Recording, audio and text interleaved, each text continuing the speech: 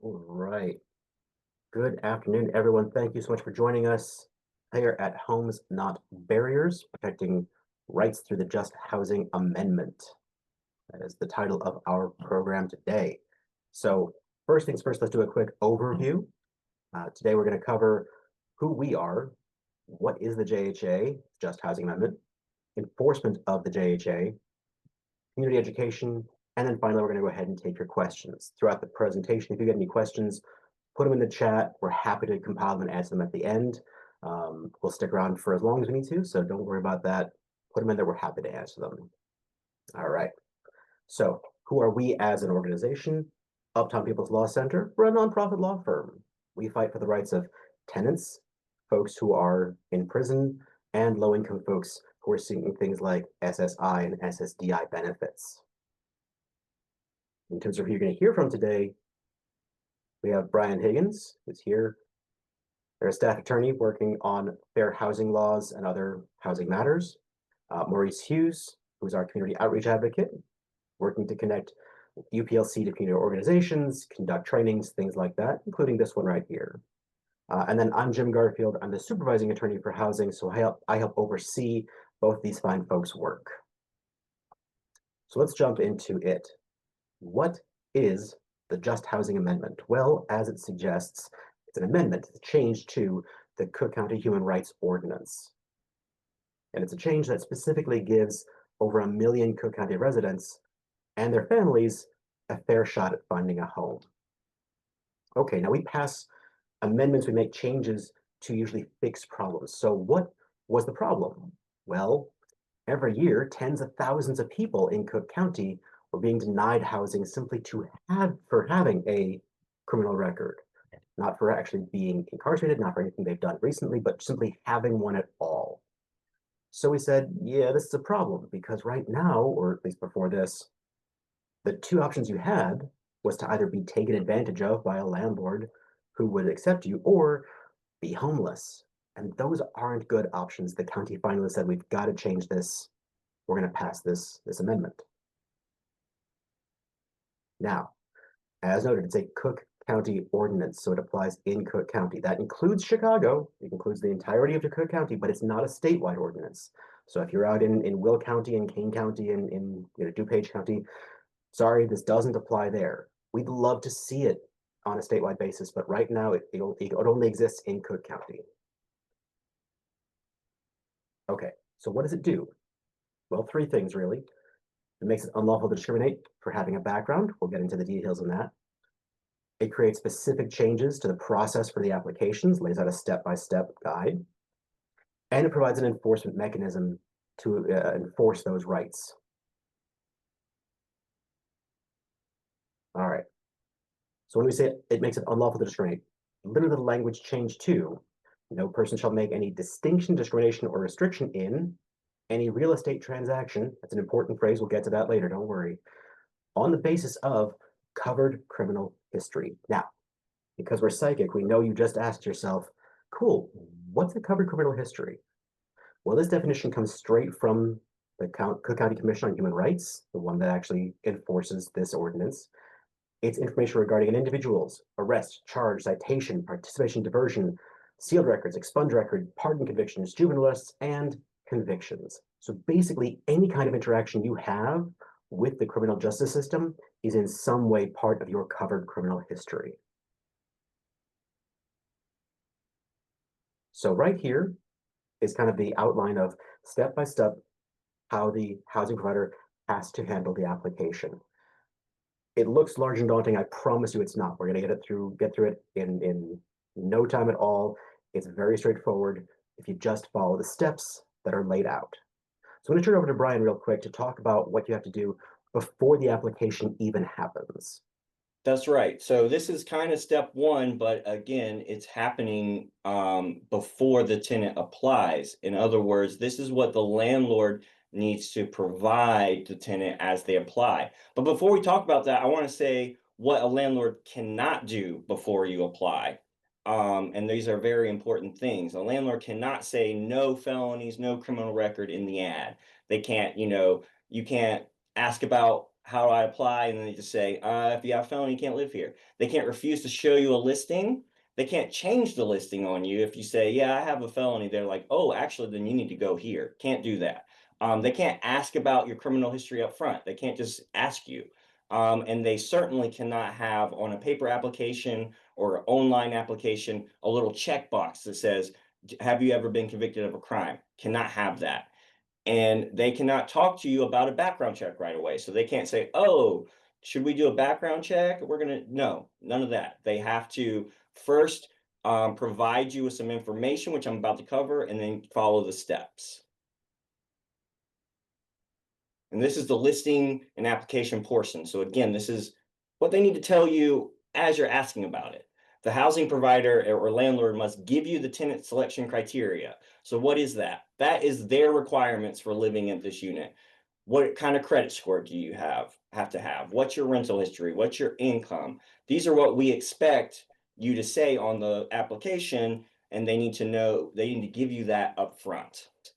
They need to give a copy of the commission procedural rules and the contact information for Cook County Human Rights Commission. So the commission is what enforces this law, and the procedural rules are what outlines the rights of tenants under this law. So the landlord needs to give the tenant a piece of a copy of that, so the tenant knows upfront they have these rights and they know how to contact the commission if they've been violated. And then, of course, they have to process this information before doing a background check, and that's called the pre-qualification stage, which we're about to outline. So this is truly the first step of the application process, the pre-qualification stage. This is what I like to call the finances part. So what the landlord has to do first is look at your credit history, look at your income, rental history, those parts of the application to see whether or not you pre-qualify. Can you afford this unit? Do you have the right credit limit? Have you been a good tenant in the past? Those kind of things. They look at that and then they decide, okay, yes, we like all this, we pre-qualify you, or no, we don't.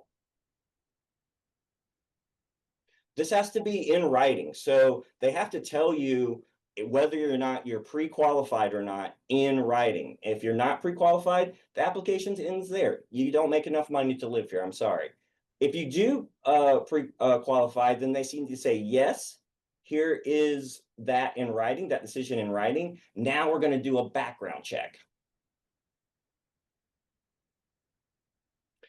So during the pre-qualification stage, landlords cannot run a criminal background check secretly. So they can't tell you they're doing all this stuff and then also be doing the background check.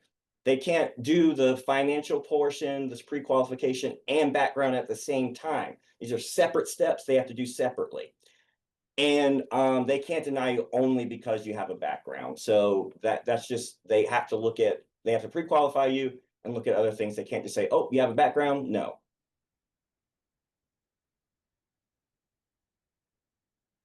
And that brings us to the background check portion. I think Reese is going to take this over for us. Thanks, Brian. So Brian just explained what the pre-qualification process looked like. So let's get into the background. So once the pre-qualification portion has been established that the applicant has been pre-qualified, then and only then can the housing provider move on to the background check. So during the background check, the landlord must give you a copy of the background check. They must also give the applicant 5 days to respond to add additional information if need be. Thirdly, they can only consider conviction from the past 3 years, and that's from the time that you've applied for the unit. So they can only look back 3 years. Anything greater than that is not allowed. So the landlords cannot deny you based on things like your arrest, citations, or anything like that.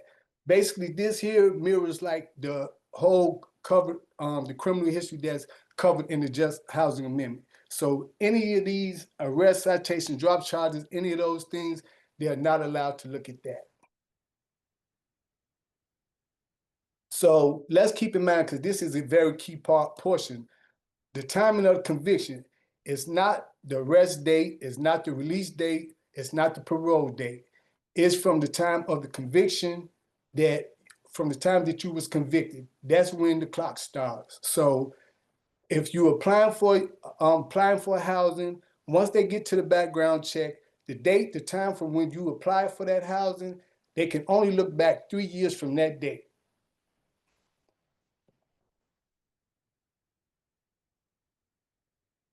Now, of course, here's the thing. Sometimes stuff comes back in a background check and it's wrong. You can dispute that. Okay. How? Well, you can say things like that, that charge is dropped. It was vacated. You act in self-defense. We've had folks who were victims of domestic violence. You had a mental health issue and this is before you were treated for it. So now you're no longer a danger. The person convicted isn't you. We had one person who was on being denied for being on the sex offender registry.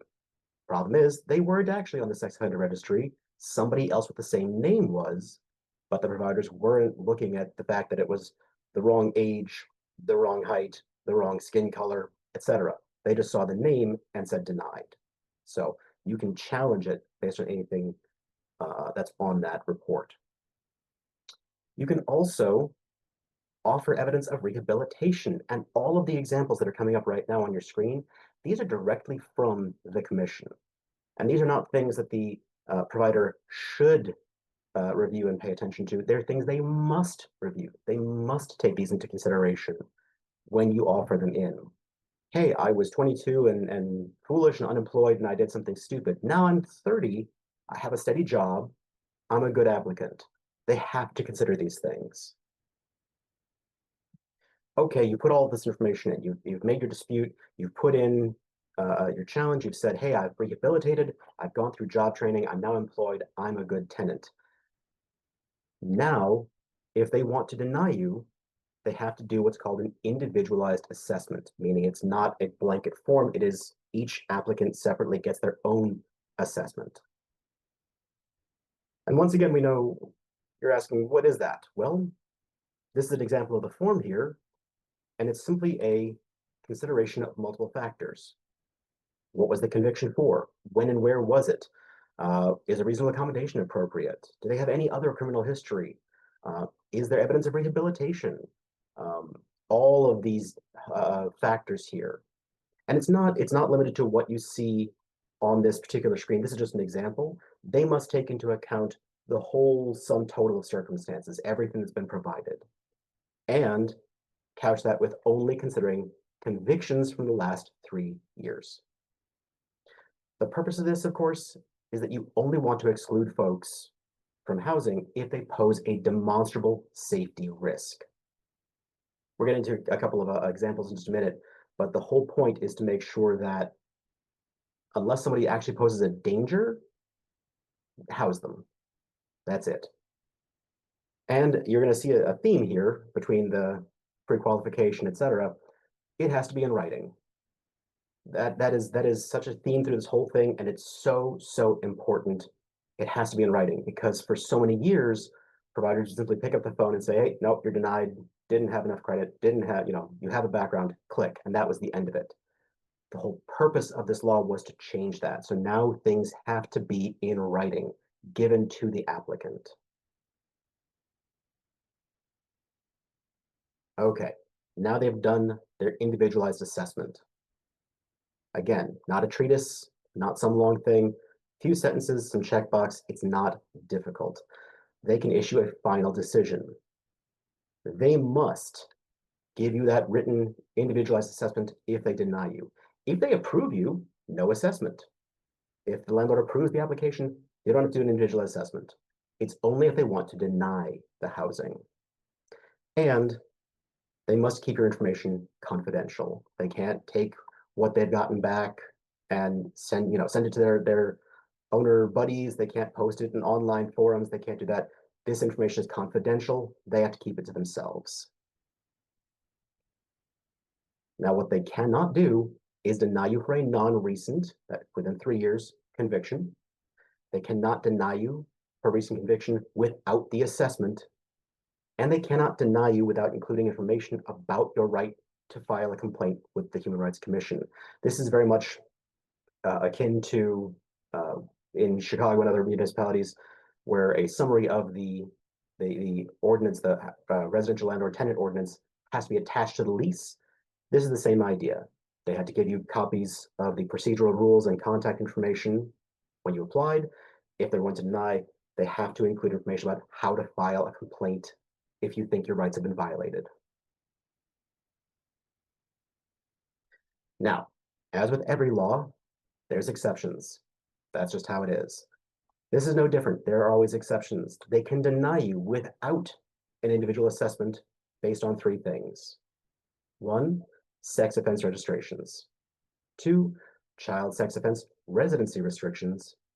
And 3, producing methamphetamines on federal property if you're applying to federally subsidized housing.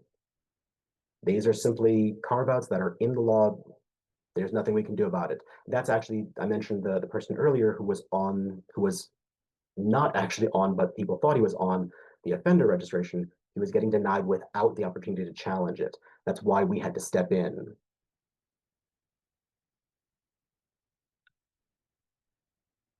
So take a look at a couple of examples. I'm going to pass it over to Brian to go through these. Yeah, so we've learned what the process looks like, what are the requirements, what landlords can't do. So we're going to go through a couple scenarios to try and like apply some facts to all that.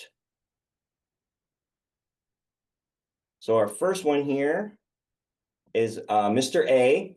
He has a felony conviction that is 2 years old. Mr. A sees an apartment building that's for rent, and he goes to the office and asks about the application requirements. The leasing agent goes through their requirements and states, "We also don't accept applications from anyone with felonies or arrest." Have Mr. A's rights been violated here? So go ahead and put your answer in the chat or give a thumbs up, thumbs down, react for what you think it is.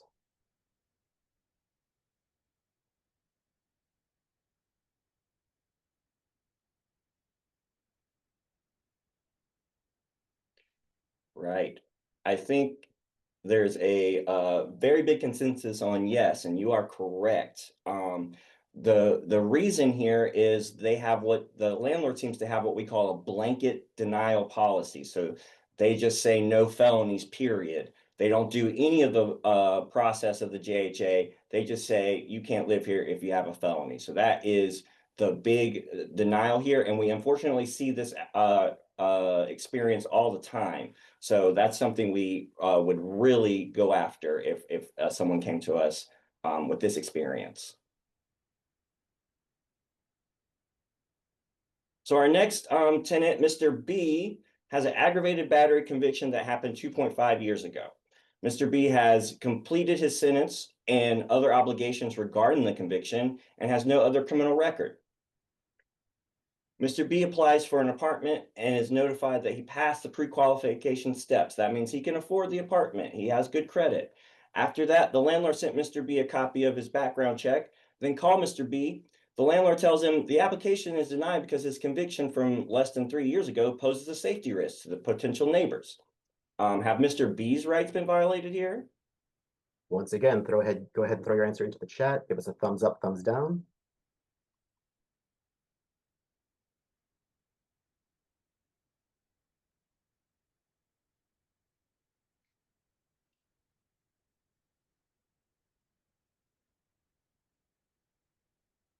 Seeing some yeses. I saw a no, and I saw a yes that should have been in writing. So ultimately, the answer is yes. It has that Mr. B's rights have been violated here.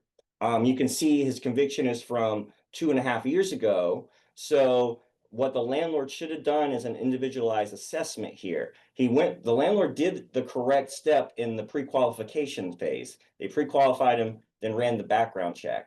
But they saw, oh, you have a conviction from 2.5 years ago, you're denied because you pose a risk. They didn't go through an individualized assessment. They didn't talk to Mr. B about the conviction and make that determination based on a real analysis of those 7 factors Jim included, but anything Mr. B could say. For instance, we have here, he's completed other obligations regarding his conviction. Maybe he completed some kind of rehabilitation certification or something like that. That needs to become in play.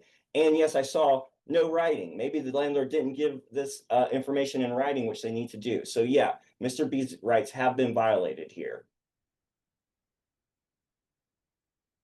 All right, our last applicant is Mrs. C, who has a retail theft conviction from 2 years ago. Ms. C has been applying for apartments, turning in many applications. A landlord calls her back regarding one of the applications and states that they would be checking Mrs. C's credit history and criminal background. They would call Mrs. C when it's completed. The landlord called Mrs. C the next day or later that day, and the landlord notes that the retail theft conviction from 2 years ago is something they don't want a tenant to have living in the building. So they can't let her live there based on that conviction. Have Miss C's rights been violated? Once again, throw your answer to the chat. Give us a thumbs up, thumbs down.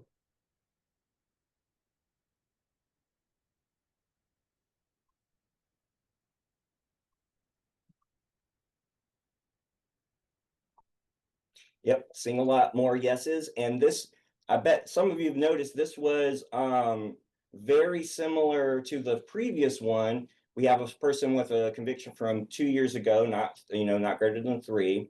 And there was no individualized assessment here, so that's a big one. But really what's occurred is the landlord has said they're going to do the credit history and criminal background check at the same time. Meaning they're skipping over the pre-qualification stage and they're looking at the background at the same time up front, as opposed to pre-qualifying, doing the background, doing a individualized assessment as necessary. So yeah, she didn't get an individualized assessment. She didn't get a denial in writing, and the landlord did this way out of order. So there's a lot going on with this one. Right, so we talked about how to do the JHA process and how to make sure you don't run afoul of it. How do we go ahead and enforce that? That's right. So this is where UPLC can step in. And if someone has experienced this discrimination, as we've been outlining, now how do we do something about it? First and foremost, most claims in the world under the law have what's called a statute of limitations. What is that? It's a deadline. It means that it's the time limit you have to file your claim after you've been injured. In this case, it's 180 days or about 6 months from the last point of discrimination. So usually in the context of just housing amendment cases, we're talking about the date in which the person was denied improperly. So, they email you, you've been denied because we said no felonies on January 1st.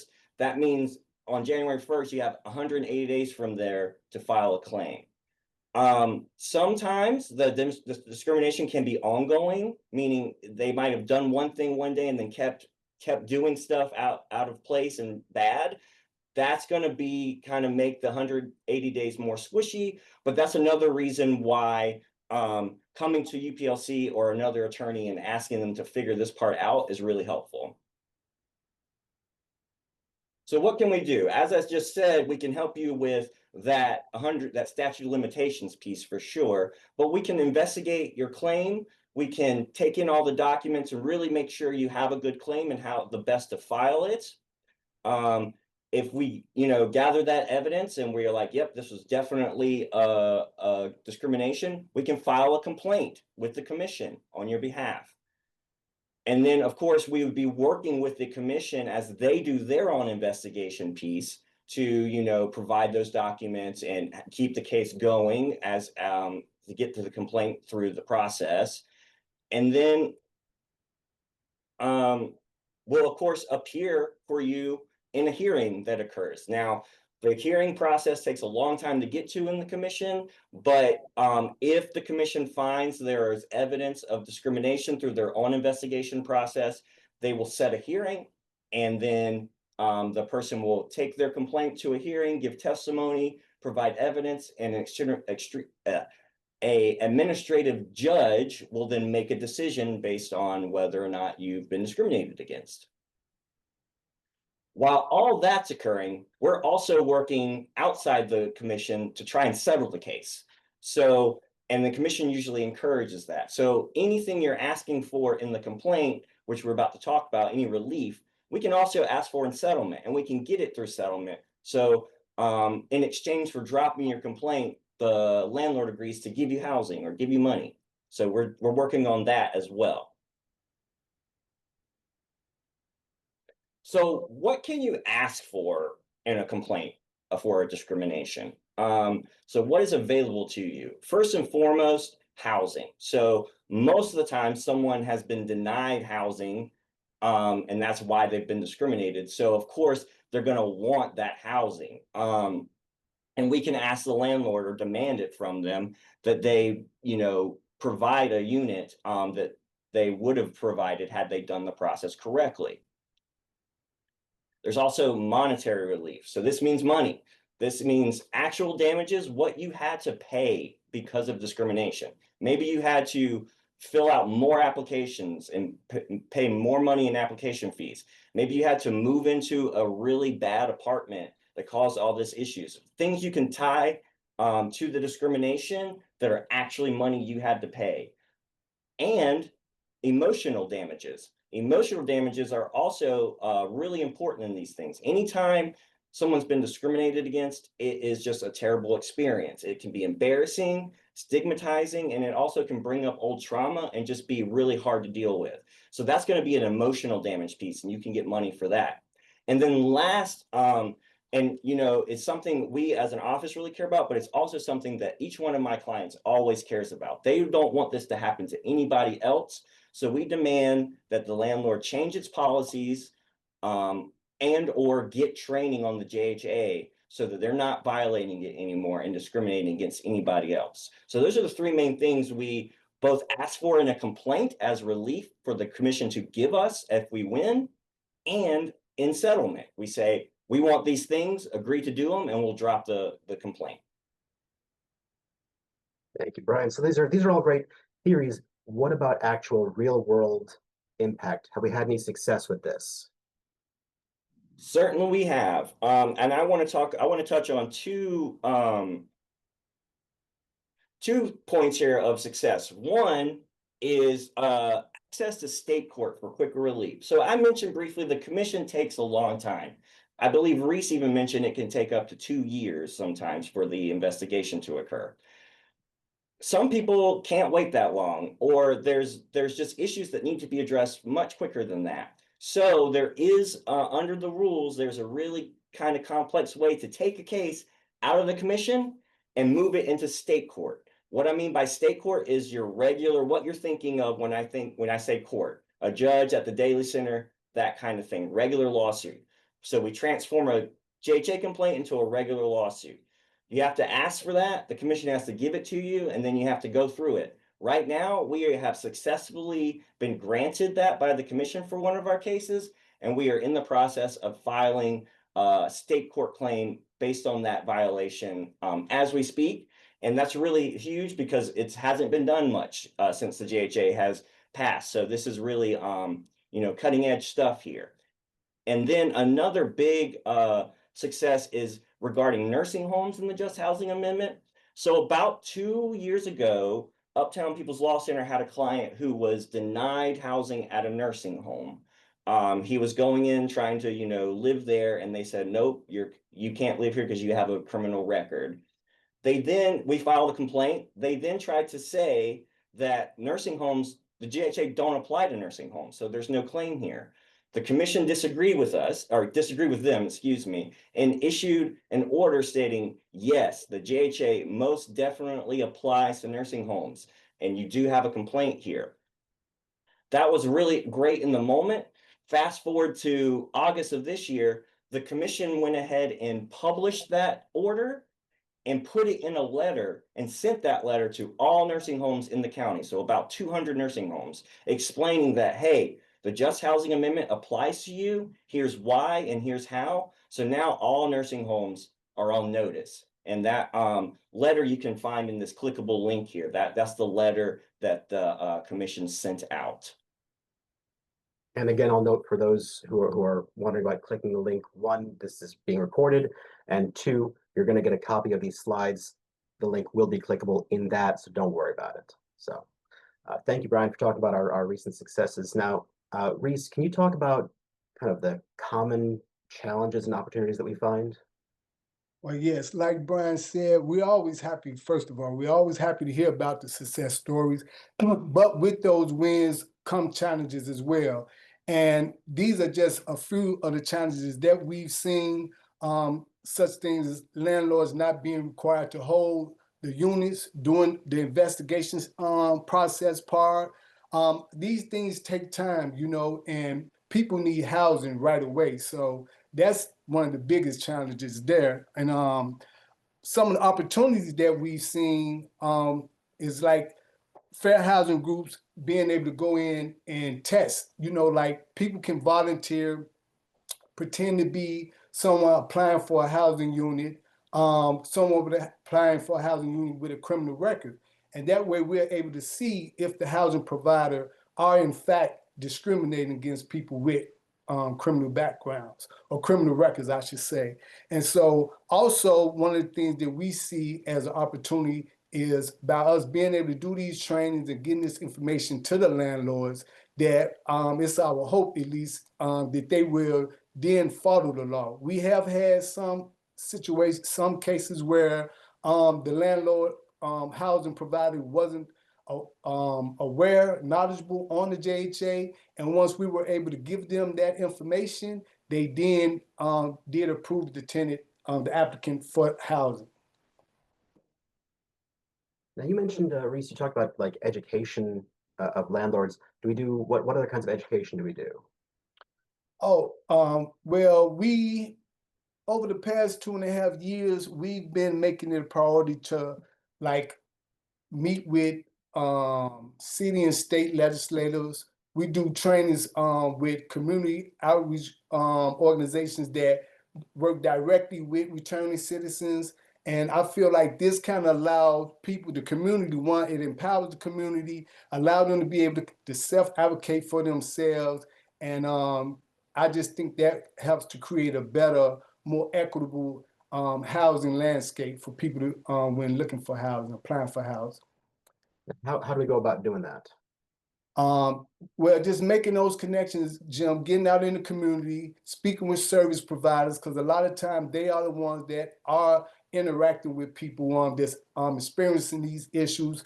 We've had some great success speaking with city and state legislators and their staffs, because like I said, especially with the automatic offices, their staffs are the ones who are gonna be like dealing with these issues a lot, or they're the ones probably be the first where their constituents come to them, letting them know about these type of issues. And so, yeah, I've just been making the connections, and a lot of times by doing that, people reach out to us for these types of trainings, and I think they've been really helpful, I must say so. And I will say, much like PBS, viewers like you right now, you're watching this training. If you liked it, tell people. Tell folks. Yeah. All right, now let's talk about some of the resources that we've got available here. Again, these are links. They'll be available with the materials. Brian, what do we have here? That's right. These come right from the commission that themselves on the commission's website. So if you can't access them for some reason on this PowerPoint, you can go to their website and get these same documents. Mostly these are to help the public understand the law, either for applicants, the FAQ for applicants, just it's a quick guide on what your rights are, how it should go down, and what you can do if they're violated. Same with the Just Housing Amendment for landlords. It's for the landlord's perspective. What do they need to do? How do they go about doing it? And then the Just Housing Amendment definitions is a great resource. It pretty much outlines every term that you might be wondering, what does this mean? It tells you exactly what it means. And then the human rights complaint form is what you use to file a complaint. That's also on the website. So if you think you've been discriminated against, use that to file a complaint. You don't need a lawyer, and it's free. Absolutely. All right, thank you for that. So we're going to move, we have a little bit more afterwards, but we want to switch now to questions. I'm going to ask Kate to come back and see if she can pass her questions to the group for answering. Yeah, we have a lot of great questions. We really appreciate it. If you still have questions, there's still time to put them in the chat. The first question is to Jim. Does this information or the Just Housing Amendment apply to HUD housing?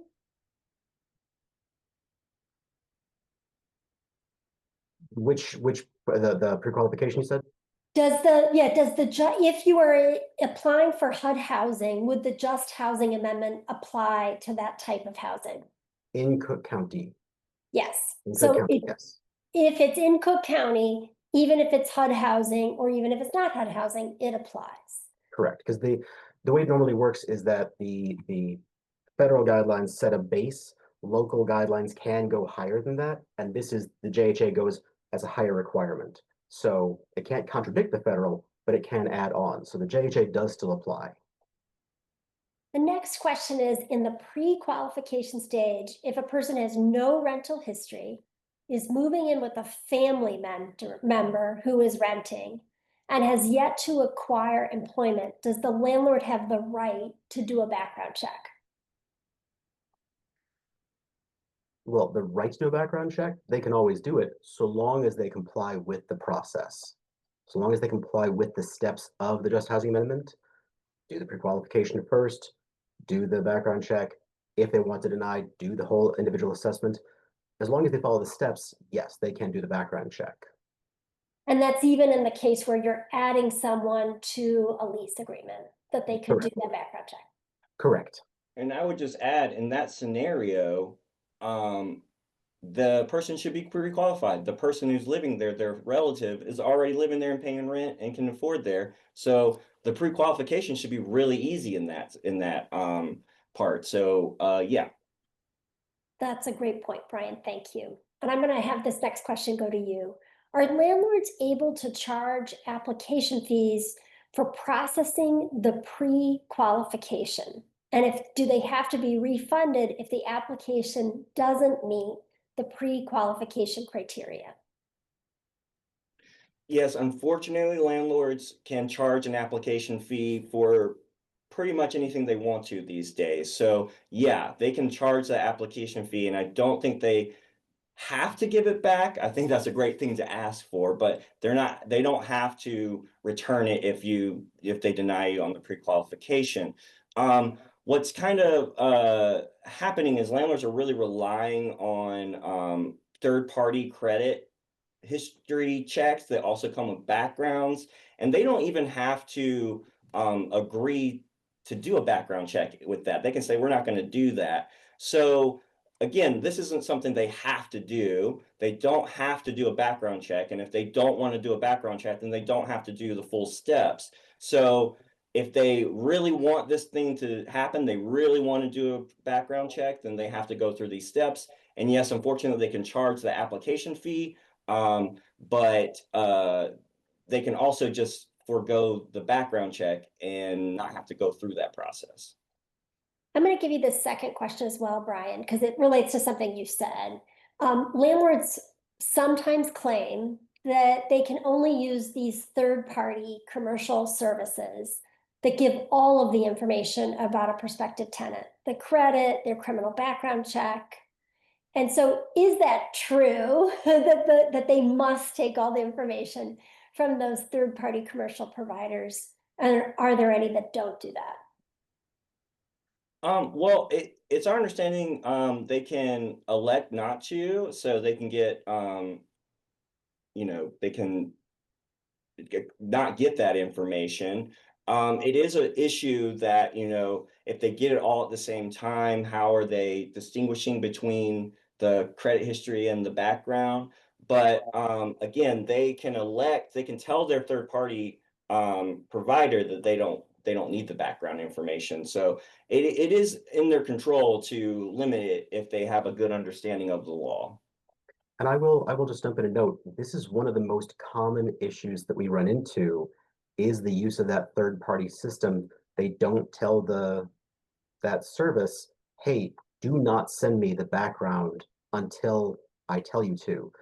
They just get both at the same time. And the reason that's not allowed is because then they get the credit check and, you know, they may or may not be pre-qualified, but then they get a PDF in their email of a background check. What's in there? We don't know. They don't know. But the fact that it exists is the problem. They can't even know it exists until they've given the answer on pre-qualification. Um, I don't have any particular services that I know off the top of my head that are compliant, but we are constantly trying to push them to do that, and to push the landlords to tell them that's their clients. They're paying these services. Tell your service not to do it, because you're the one as a landlord who's going to get in trouble for it. Right. And I do know the commission itself has been trying to reach out to the big three credit companies, TransUnion, Equifax, and the other one. And they have reached out directly to TransUnion, and TransUnion has agreed to try to make them generally compliant with the JHA. I personally don't know what the status of that is. I just know the commission has been communicating directly with TransUnion to try to get ahead of this problem, which would be really great if that comes through, but it's a work in progress. TransUnion is a multinational company, so I can understand why trying to get that right is tough, but I know the commission has been working with them directly to do that. But in short, it's a simple checkbox where the landlord can say, don't give me the criminal background, and then they won't get in trouble. That's right. Next question, in practical terms, do you encourage renters who may have a criminal background and are concerned that they're going to get denied from housing, that they should prepare some packets of support in advance so that they're ready to dispute the denial? And I'll leave that to anybody to answer. I think that's pretty solid advice. You know, if you know you have the background and you know it's going to be within 3 years and you know it's going to be a problem, have this stuff ready. Have the testimonials, have the certificate of completion for the educational or the job training program, or, you know, whatever the other supporting documentation might be. Have that ready, because once you receive that background check, you're on the clock to submit that information. If you get that background check back and you have it, you know, you're ready in 5 minutes, simply hit send on a package in your email, great. It makes everything faster, it makes everything easier. So I think there's nothing wrong with having that ready to go in advance. Yeah, and there's a neat little thing that's not exactly related to just housing amendment, but it still is. The state just passed a law that says tenants can reuse background checks they've paid for in the past. So if a tenant pays a landlord to do a background check at this place, doesn't work out, they can take that background check that they already paid for and within 30 days use it somewhere else. And the law protects them to do that now. So yeah, creating that packet is even kind of supported in the law these days. So I think it's a great plan to have. And like Jim says, it just makes things go faster and easier. And it kind of prepares you to know how to dispute things that you know are going to come up. Thanks, Brian. There's a question too about nursing homes. So I'll give this one to you, Brian. Yeah, and that's a good senior housing, or is it something different? Right, that's a great question. And when I say nursing homes, I mean nursing homes that are regulated by the state statute. So facilities that have special care, special medical care, nurses on staff, that kind of nursing home. Senior housing, I'm not talking about. That's much more of a HUD, CHA type of housing where seniors live in, and maybe, or a senior community. I mean like a home where, you know, you need round the clock attention, medical attention, and things like that. That's what I'm really talking about when I say nursing homes. Yeah, I hope that answers the question. And both kinds are covered by the JHA. Yes, both are covered. Senior housing is covered because it's much more traditional housing, and all housing is covered by the JHA. So that's definitely covered. And now we know nursing homes, these, you know, specific places where there's medical attention and things like that also are covered. And that's why it was important early on when we said it covers any real estate transaction. That's how it's very expansive, and that's why the commission found that yes, nursing homes count, because you are residing there, it is a real estate transaction, you're paying them to essentially live there, therefore it qualifies. Where can we find the decisions from the commission regarding the Just Housing Amendment or other protections under the Human Rights Ordinance? They post them on their website, so you can Google Cook County Commission on Human Rights, and their website will come up. There's lots of different links. They've actually gone through a whole renewal process with the website and made it a lot more easy to navigate recently. And one of those links is commission orders, commission decisions. You click that and it'll be a whole like list of every order the commission's ever done in anything they've ordered on. And that can mean cases that they've decided on or just orders in a case, but they're all published there. So you can click them and read through them. And that's the best place. I also know if you're really a nerd and want to try, you can go to the commission and look like at older cases and in paper and stuff. But luckily they've put all that on the website for you to easily access. And the last question we have, though we have time for a few more if folks would like to add them to the chat. Can the applicant request a copy of all the documentation from the landlord that the landlord relied upon, including their credit report and their criminal history documentation? So yes, they must tell you in writing whether you are or are not pre-qualified. They should be able to simply hit the forward button that they almost certainly received it as an email with a PDF. If they hit the forward button and send it to you, you now have whatever they received. And yes, you should be able to get that. The criminal background, they must send you whatever they got, whether it was, something this year, last year, 20 years ago, it doesn't matter. Whatever they received, they must simply forward it to you. So yes, you absolutely do have the right to get that. And if they don't send it to you, they violated the statute.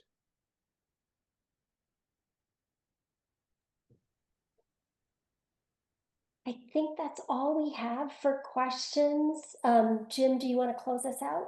Sure. And again, we intentionally, I'll promise you, the three of us could talk about this topic for much, much longer. We intentionally tried to shorten it up so we had time for questions. So as I'm closing it out, if more things come to mind, put them in the chat. We're happy to keep answering them.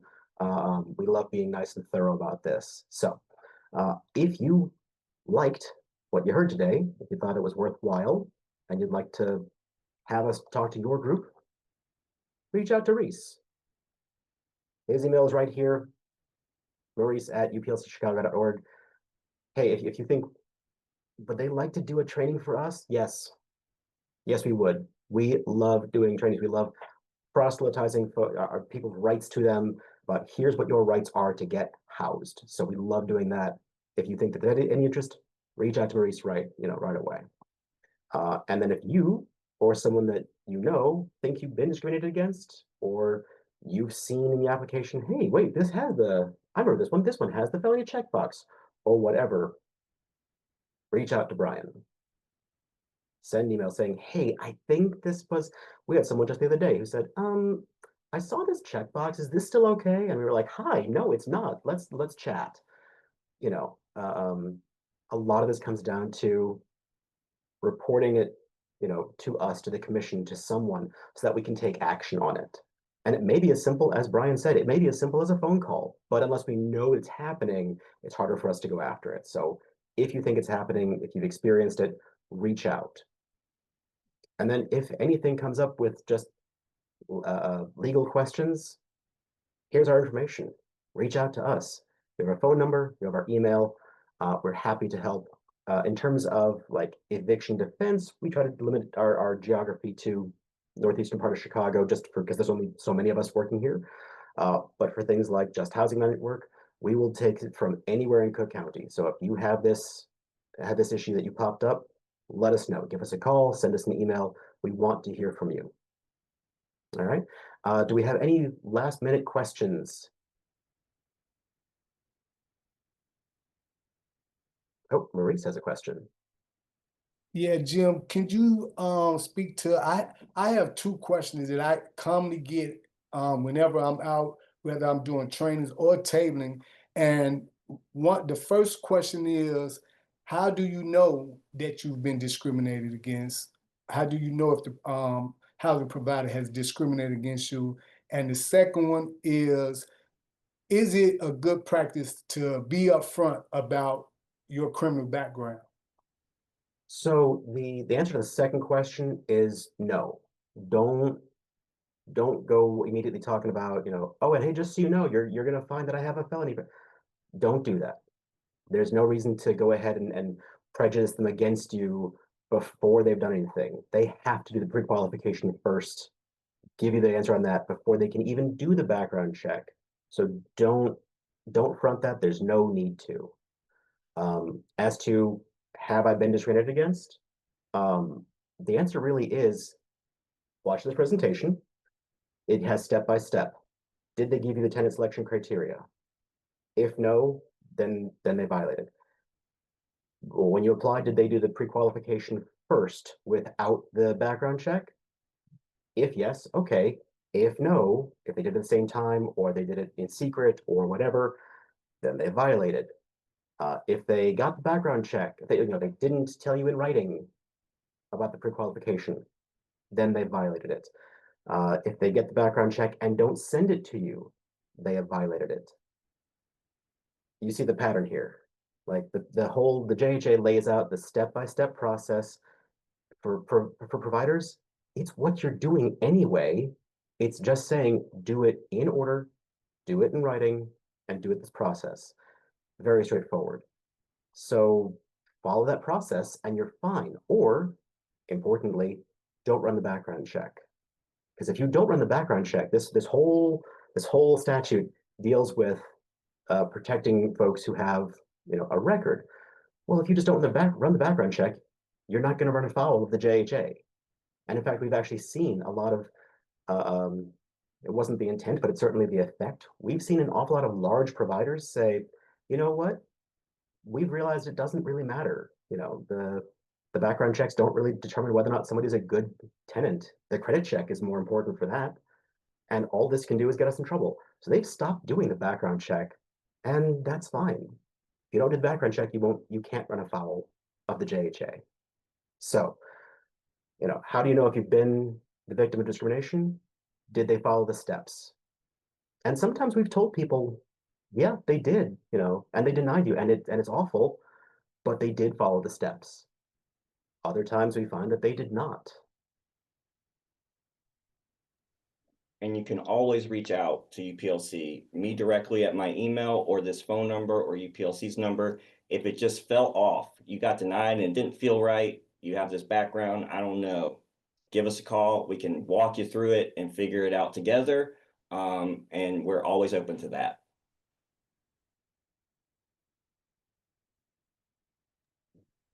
Well, thank you for joining us today. We really appreciate it. We hope this information was useful.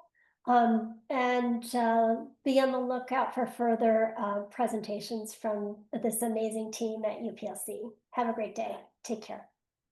Thank you all. Thank you.